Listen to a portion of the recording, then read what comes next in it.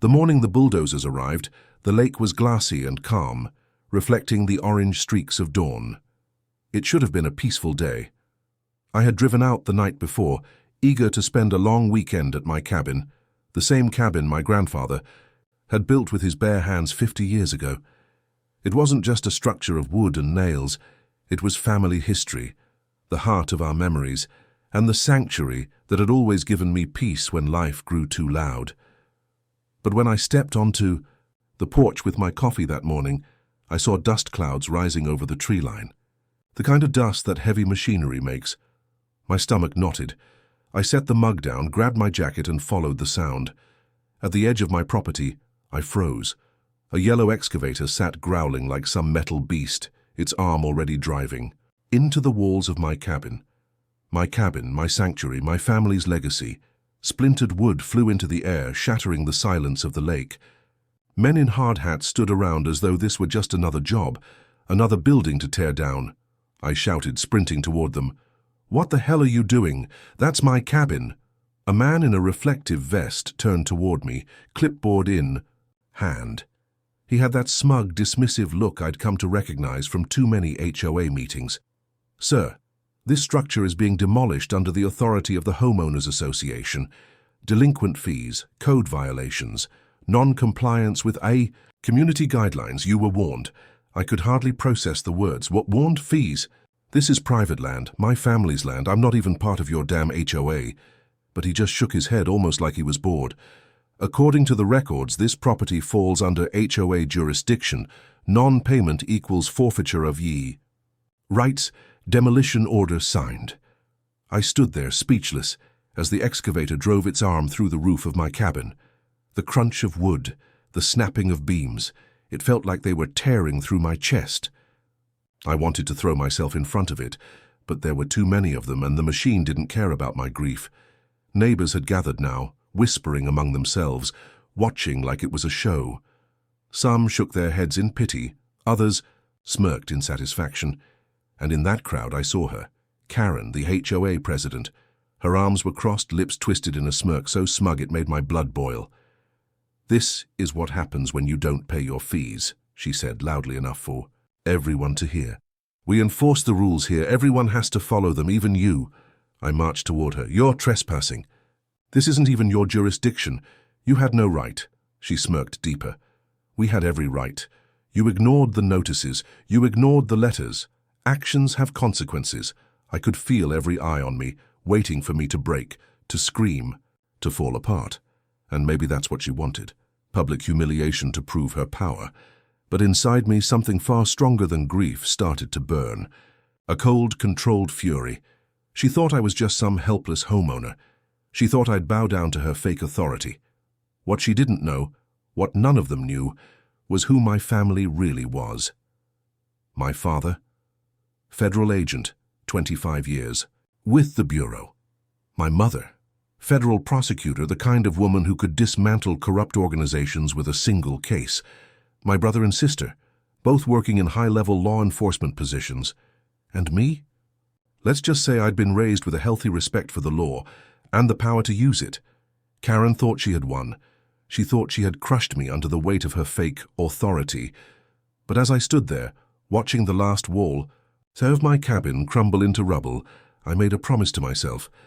This wasn't the end, this was the beginning. The cabin lay in ruins, nothing but shattered wood, dust, and memories.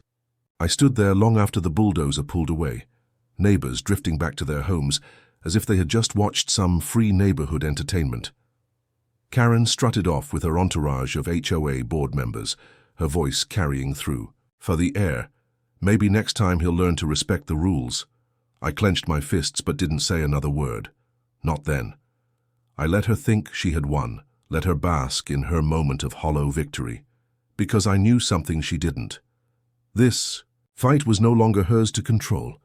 That night I made the calls, first to my father. He didn't even let me finish before I heard his voice go cold. They demolished private property without due process. That's not just an HOA overreach, that's criminal. Then to my mother. She listened in silence, but I could hear her, typing furiously in the background, already pulling up legal statutes. When I finished, She said one sentence that made the rage inside me finally settle into calm. "They've just handed us their necks." By the next morning, it had begun. 3 unmarked SUVs pulled up in front of the HOA office. Karen was inside, probably preparing another stack of violation letters for her neighbors, when the doors opened and federal agents stepped out. Not just any agents. My brother, my sister, and 2 of their colleagues. They weren't here as family. They were here on official business. Karen's smug face disappeared the moment badges were flashed. "Karen Mitchell?" My brother's voice was firm, commanding. "We're here to inform you that you and members of this HOA board are under federal investigation for fraud, illegal seizure of private property, and destruction of assets." The color drained from her face. "What? This is a mistake. We're just a homeowners association. You overstepped your authority," my sister cut in. "This property," she slid papers across Karen's desk, "was never under HOA jurisdiction. You falsified records, threatened a private landowner, and ordered demolition without a court order. That's a crime."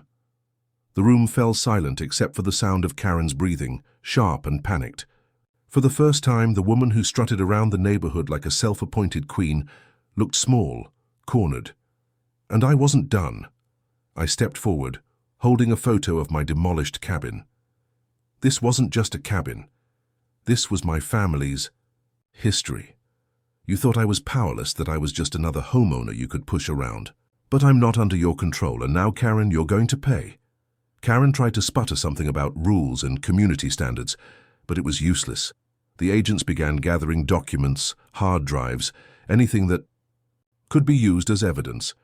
Neighbors peeked through the windows outside, their faces pressed against the glass as the mighty HOA president was led out of her office in handcuffs. The whispers spread quickly. For years she had bullied them, fined them, made their lives miserable with her constant power trips. Now they were watching her crumble under the weight of real authority she couldn't manipulate. The investigation unfolded over the next few months. Turns out Karen and her board had been skimming HOA funds for years, funneling money into personal accounts while justifying it with fake maintenance projects. The demolition of my cabin? That wasn't the first property they'd illegally touched. Others had been threatened, extorted, and pushed into silence. But with my family involved, the silence was broken. By the time the trial came, the evidence was undeniable. Fraud, embezzlement, property destruction, abuse of power. The list went on.